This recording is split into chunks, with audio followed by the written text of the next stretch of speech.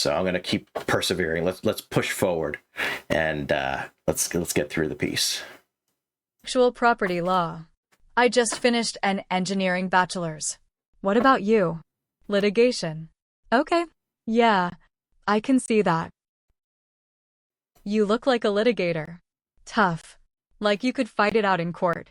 She raised her face to watch a man slide past them to the next seat over. As he settled in, she shifted toward him in her seat, and Marta reoriented toward the front of the room, grateful the conversation had ended. I'm going to go back for a second because I made a comment about law school. 30 years of government service in the past, yet law school failed to allay, another vocab word, Marta Novak's worries about her future. So that's where you're trying to say that where she's in law school. But if you reword that sentence, maybe it'll be clearer. But that's why I was so confused. And you still didn't give us you still had the white room problem of, okay, a lectern, but and then the night classes after that.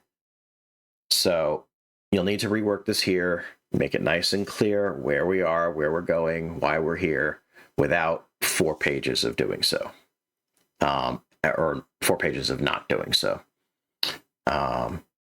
So okay, we're in law school now. That's what that was. So yeah, I'm catching it, but I have to go back 5-6 pages to remember where we are.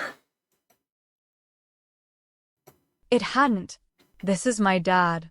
The young woman was making introductions. I don't know your name. Was making introduction. And it. What is it? It. You have to define your pronouns. It has no reference. It's the conversation. So let's see how we can fix this up a little bit. I'm going to start with the previous paragraph back here where it says, okay, yeah, I can see that. You look like a litigator. Tough, like you could fight it out in court. That's the end of that paragraph. Next paragraph. She raised her face. Who's she?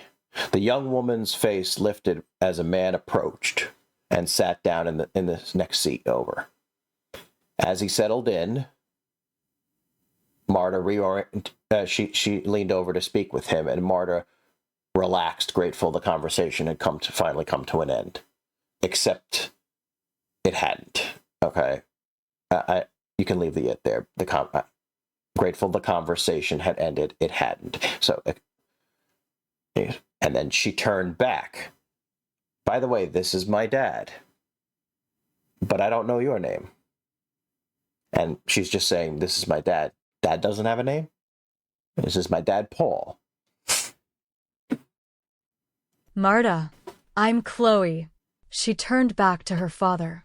Marta was in the Foreign Service. I didn't hear that. When did she say Foreign Service? See,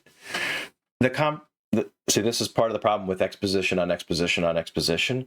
You have so little dialogue, you don't realize what you actually did say and didn't say. The only thing Marta said to her is that she was interested in litigation. I'm going to go back. Where, have you been working in a law office? No, not in legal. Oh. I finally got that line of dialogue. Wow. This is how confused I was. Okay. When the dialogue is so badly spaced out like that's where it starts to get really choppy and hard to see the back and forth. When you have it like this, you're almost better off writing the dialogue independently and then filling the gaps in the middle, just so you can see the dialogue all together as one and not have this gap and then the dialogue doesn't sound natural. It doesn't make sense easily, especially if you can't remember the last line that you read. Oh, here we go. I'm retired from the Foreign Service. I apologize. She did say I'm retired from the Foreign Service. Okay. I'll share this with you guys. I actually have a listening disorder. So sometimes when I'm trying to pay attention to one thing, my brain will completely drop something that was just said, and I will totally miss it. Perfect for a React video, right? Where I have to pay attention to every word going by. But essentially, I try to pick certain things and point it out. But if I miss something occasionally or I get it wrong, don't be afraid to call me out on it, and let me know. One of the benefits of getting multiple critiques is that people will miss things. They will always miss things. They also have their opinions. Most of the stuff I say, I try to base on specific newbie writer mistakes, whereas other things are opinion. This is why I'm stuck on something. This is why I have trouble getting through this part. And if you get multiple perspectives, you'll get a better, well-rounded feedback, and you can decide what's more important for editing for yourself. So I missed that part. Sorry about that. You are in the Foreign Service. Marta was in the Foreign Service. I'm Art. He leaned forward to see around Chloe and smiled. As the minutes closed into the start of class, Cho interrupted Marta's wondering why her father was there. Cho. Yeah. Edits. What's it like to start back to school after working at something else? Why is she hesitating? Just, an ellipse like that is a pause. It's a hesitation. What's it like to start back at school at? After working at something else. That's what that ellipse means, is hesitation. I don't think you need it. What's it like what's it like going back to school after working for so long in a different career? Isn't that not much easier sentence? Marta didn't pause. Starting back at middle age, sure. She smiled. I don't need to know that she didn't pause. An honest smile. I'm doing what I want. So it's fine. At the lectern, the rumpled guy started speaking, giving her... Wait, this entire time...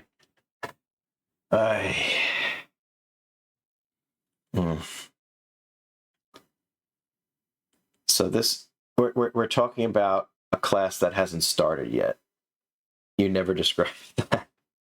I may be bad of hearing occasionally, but no, he just said busied himself. That the teacher busied himself at the lectern. You didn't even say teacher. You just said the bald wrinkled man, whatever it was. So you didn't even say teacher. You didn't say that the class hadn't started yet. You didn't say that people were filing in. All you said was busied himself at a lectern. ...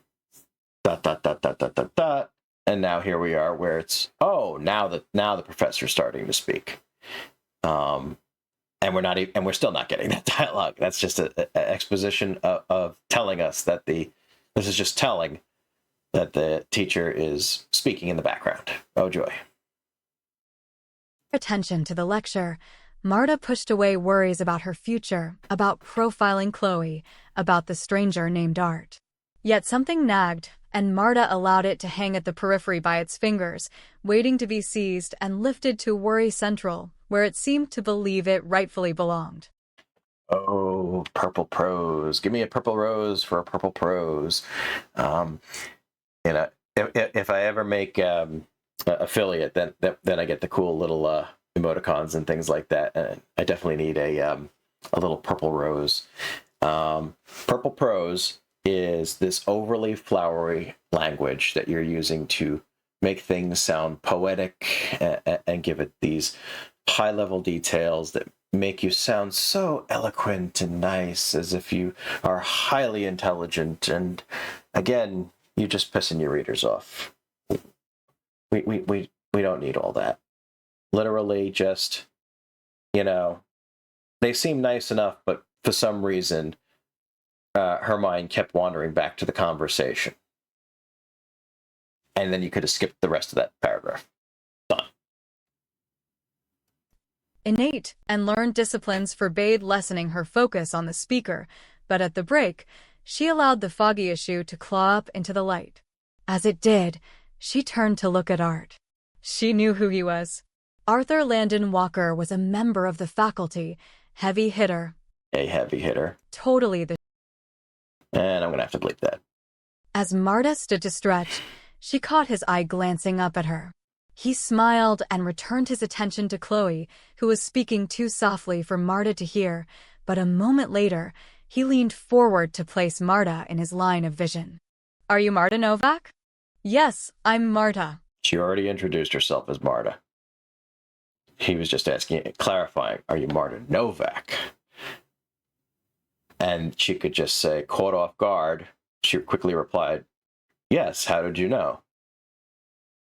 Caught off guard, she wondered how he knew her. I heard you speak at. He stopped, glanced at Chloe, then returned to Marta. Washington last year. I didn't recognize you at first. What does that have to do with Chloe? I heard you speak at the thing. If this is supposed to be like, oh, you were, in some sort of government like spy agency or something. It's like, oh, I heard you talk about the top secret blah blah blah. And it's like, he could. I'm assuming that people who are in that kind of career know how to talk without saying things. Like, it's like, oh, I heard you speak in Washington last year. That would have been perfectly natural to say, or I heard you talk in Washington, when you were discussing the topic of blah, blah, blah, and just have it be generic, terrorist organizations or something like that. Whatever the details are, it doesn't matter. But the details don't matter. But at the same time, you don't have to have this hesitation, like, oh God, can I speak? What should I say? What shouldn't I say? You don't need that. Marta experienced a mixture of pleasure and wariness. Pleasure at being remembered, wariness because Walker had to have had security clearance to hear her speak and had momentarily forgotten he'd been required to get it. So there you go, talking about security clearance stuff. I had a funny feeling that's where they were going.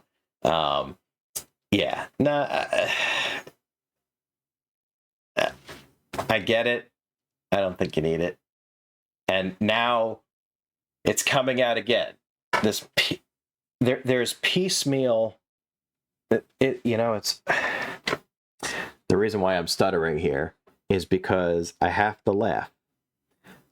One of the biggest pieces of advice I give to people, to newbie writers, is to take exposition and sprinkle it in as it becomes relevant. That is one of the key pieces I do for people, or pieces of advice I give to people. And you've sort of done that in the most opposite way possible.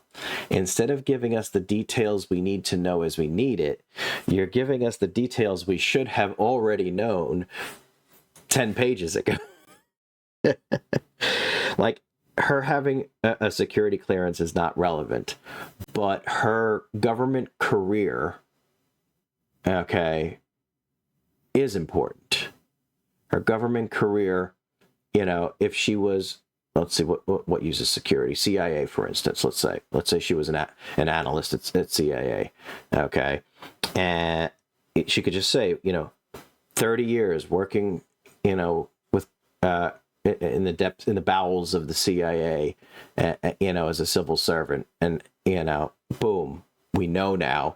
Okay, CIA analyst, she was a spy, even if it was just a desk job. Okay, some things she could say, some things she can't, and then because we have that detail, then when you bring it up now, it's like, oh, you must be also a member of that community. See, that's all you need. You're Professor Walker. I've heard you speak, too. He laughed. Right. So you're a law student now. The lecture resumed, ending the exchange. By 10, Marta was aching to go Wait a minute. The lecture stopped while they had a conversation? home, but Walker started talking as soon as they emerged from the lecture hall. Chloe and I are going to get coffee. I want to hear what brought you to law school. Reasons Why has Chloe not said anything throughout this? to decline crowded in, and Marta had only to pick one. But Arthur Landon Walker was the stuff of which careers could be made. She was all alone here. Might he be her mentor? As the three of them settled in at a coffee shop, Chloe asked, "What were you speaking about in Washington?" Accustomed to fending off such stuff, Marta recalled Chloe's profile, pushy cigarette smoker fighting against distractions. Maybe a young Marta? See, if you had mentioned the CIA thing earlier and then the phases and the profiling starts to make more sense. See, because we didn't have that information, I was very confused early on. So now my brain's going, oh yeah, now that makes sense. 13 pages later. You have the information, you're just giving it to us at the wrong times for each piece. You're giving it to us far too late for each piece. Maybe, but naive. In all her life, Marta would not have asked that question after.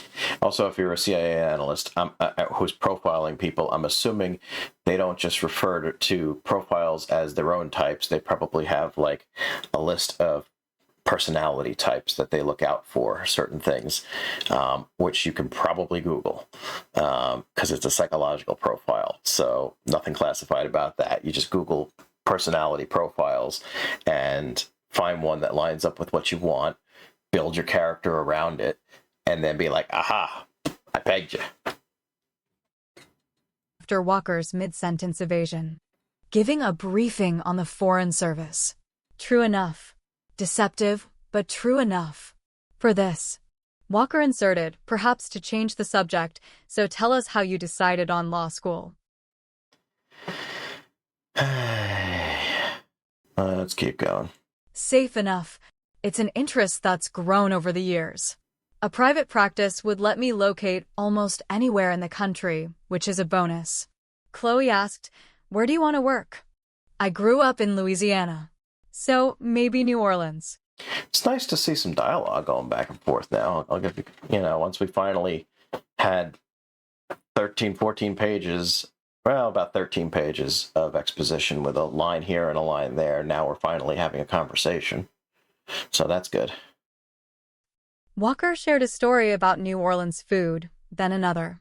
Marta sat silent, content to be logging time without having to actually talk, which she seldom wanted to do. When Walker wound down, she recognized the need to contribute and fell back on the question she'd asked herself when she first recognized him. I was surprised to see you sitting through a first-year lecture. Walker glanced at Chloe, perhaps to see whether she wanted to reply. Perhaps he decided she didn't. Perhaps. Why? I know she's a profiler, but I don't want you to tell us, or her to tell us, her constant assessments of other people. Don't guess at the thought. It's like you're overcorrecting for third-person omniscient issues, where you don't have the ability to know what's inside Chloe's head because you're in Marta's perspective. So kudos for sticking to third-person limited. I applaud you for that you didn't jump heads, but you keep jumping heads through an intermediary in a sense. Well, I don't know what she's thinking, but I can guess what she's thinking. And she's thinking this here. Oh, and she's thinking this here. And she's thinking this here. So you're kind of giving us that it's like a way to dodge the third person omniscient. But it doesn't work that way. You can't do that, sorry. Wanted to spend time with Chloe, and that's been a challenge. We both have full days. Marta recognized opportunity. Chloe had something stressful in her life that interfered with both daytime classes and spending time with her father. Arthur Landon Walker was concerned enough about his daughter to sit through a 3-hour first-year lecture class in order to spend time with her. Marta sensed that if she offered empathy, the offer would be received. First, she wants nothing to do with these people, nothing to talk about, wants to sit in the background, offers the bare minimum of conversation, and now all of a sudden she's trying to inject herself into this relationship? What changed? Just the fact that she knew the guy, sort of? and then she wants to be involved in their own interfamilial relationships. That seems a bit opposite of her personality. At a personal level, she realized she wanted to. Oh, so there you go. You tell us without actually having that change in attitude. You just write, oh, she changed her mind. Yeah. When it comes to writing emotions, it's very difficult. But basically, instead of telling us, oh, I'm feeling happy, I'm feeling sad, I'm feeling, I changed my mind, what you do is you associate them with specific actions and behaviors, the way dialogue is shaped. Okay. So her first instance is she wants nothing to do with this. Then as they're, when she feels like she can't get out of the dinner and she's sitting there quietly to herself and they're chatting around her, she realized, all of a sudden she hears something and decides to offer into the conversation. Then she feels engaged in the conversation. She keeps going. She finds herself enjoying their company. And then by the end of it, she's like, that wasn't as bad as I thought, And then it's like, oh, well, now we're going to go our separate ways. Do we have to? See, that if you show that transition, readers will follow you and believe you. But instead, we have, I hate people, I hate people, I hate people, I hate people. Oh, these are nice. I'm going to inject myself. You can't do that. And beyond her want, logic cried out to seize this opportunity to encourage a bond with Walker. And I sense no bond with him. There was no sparks flying, no easiness in the conversation, nothing that suggested that they just got along so well. It didn't give us that. Marta eased back in her chair, wondering how involvement with these two would change her life. Would their friendliness cross boundaries she had held sacrosanct? Was this a mistake? She steeled herself for the risk. For the first time, she chose to invite intrusion. And that's the end of the story. Huh. Alrighty. Let's talk about it. This was a very difficult story. There's a lot of rework needed to turn this into something interesting. But to summarize what the story itself was about and what the author was trying to get through, because that's the most important detail. The plot of this story is a former CIA analyst who is so used to being on her own and avoids social relationships at all cost, is suddenly forced into a giant lecture hall with hundreds of people. The noise around her is deafening. And all she wants to do is be left alone, listen to the lecture, get her degree, and get a new job. And somehow this youngin shows up, plops down next to her, and starts talking to her immediately. And before she can even answer one question, the girl starts talking about something else. She tries to cut in, girl starts talking about something else. She tries to steer the conversation, and the girl cuts her off again. So it's that inability to communicate with this person and the frustration that she's feeling, at having to deal with them. And then you have this father who shows up, and they recognize each other and start chatting. And Chloe, who's in between them, you got to remember she's in between them, okay, is just kind of sitting back like, okay, this is happening. And obviously that conversation is going to be a little weird, uncomfortable for her. And for someone who's extremely chatty, she might try to cut into the conversation and be unable to because of the age gap and the fact that it's her father. The question of why her father is there in the first place is also a very strange one. Even for someone trying to be more involved in their life, it is very unusual for someone to sit in a lecture like that with their kid because it's intrusive. That would be the last thing that their kid would want, regardless of whether or not they were trying to, spend quality time together. Okay, you said she was a smoker, nervous, and has anxiety issues, et cetera, the kid. That only speaks to her being more rebellious. So having her father there would not be, hey, here's my father, let me introduce you. It's be like, oh God, why are you here?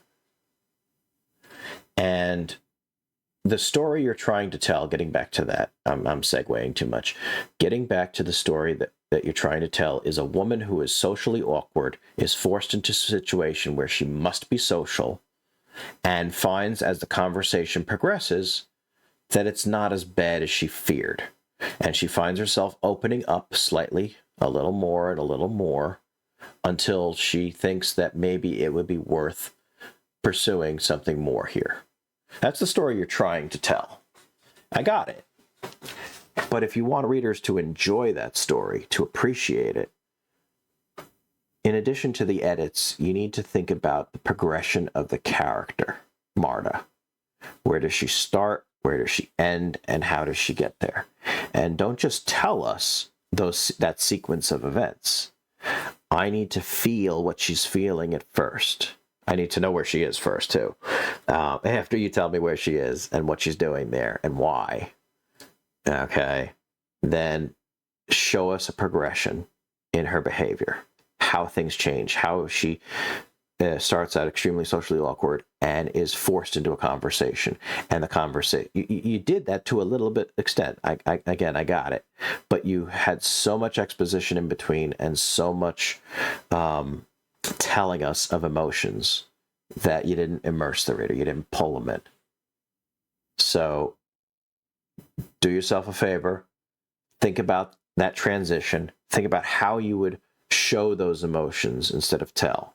I'll repeat it over and over again until people, say, stop repeating it over and over. Show versus tell. Show versus tell. Don't tell your emotions. Show us your emotions. An easy way to explain it is, okay, you're not sad. Your eyes are watering and tears are leaking down your cheek. You're not scared. Your muscles are tensing. The hair on the back of your neck raises. Okay, you're not angry. The pulse in your temple is throbbing, and you can feel the heat filling your face. Okay, these descriptions, or not just descriptions, but behaviors, actions. You're angry. You don't want to say, I'm angry. You want to punch a wall. I think he's angry if he punched a wall, right?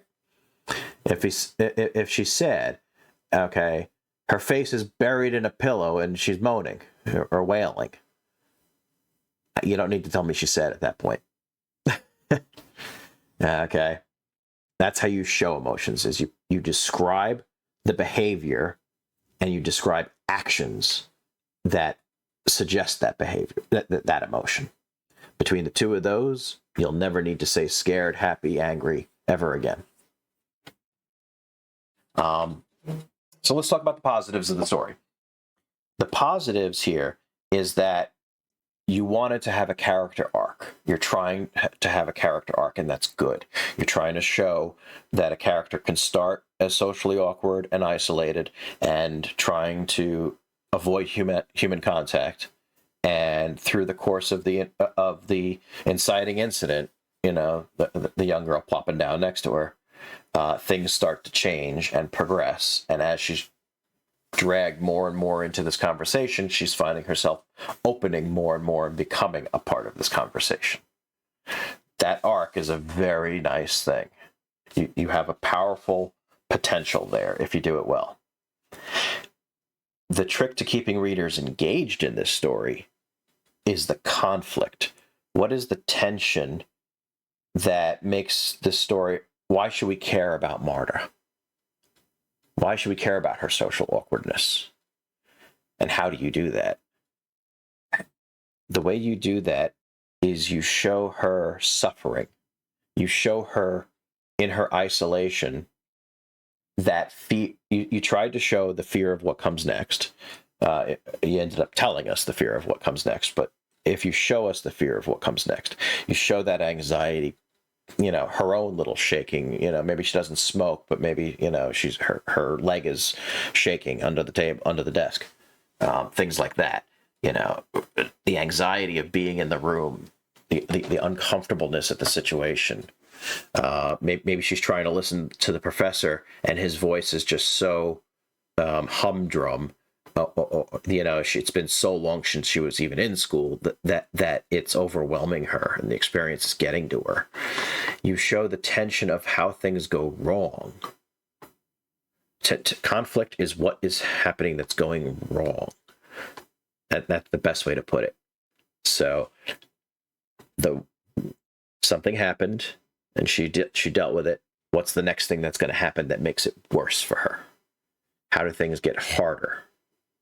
What is her goal? How does she achieve that goal?